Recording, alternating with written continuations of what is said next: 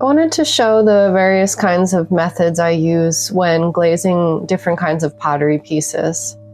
This method, I'm pouring and letting the glaze run over the surface into a bowl, which catches the excess.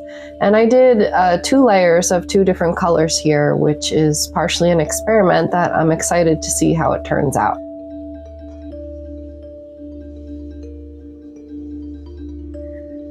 This is underglaze that I'm using, and I'm adding color to the impressions from these plant pressings on these charcuterie boards. And I'll be finishing up these pieces with a clear glaze over top, so that makes it waterproof and food safe.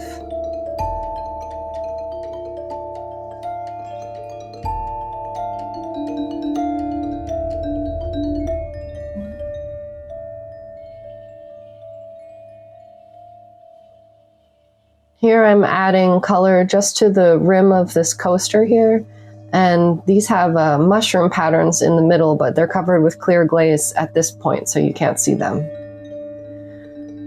Sometimes when I'm glazing bigger things with a brush, I like to put it up on this banding wheel, which spins and helps me get even coverage.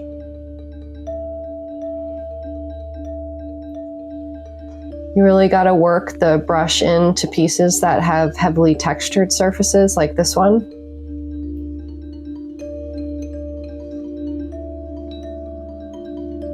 I had a lot of fun making spoons in this collection, and so I thought I would dip them and do a two-toned effect.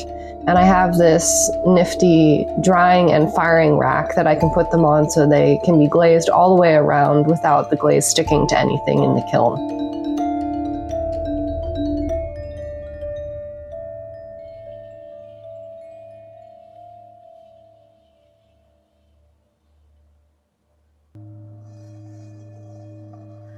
This is a piece that I carved, and I did some underglaze painting before I bisque fired it. So now I'm adding this final layer of underglaze to fill in these lines.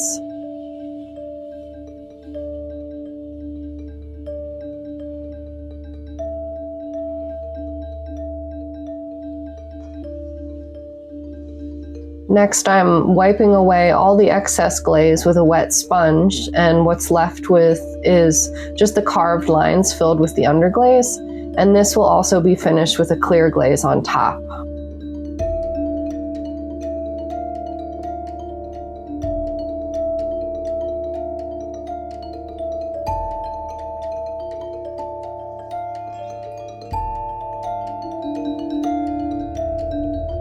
Time for firing!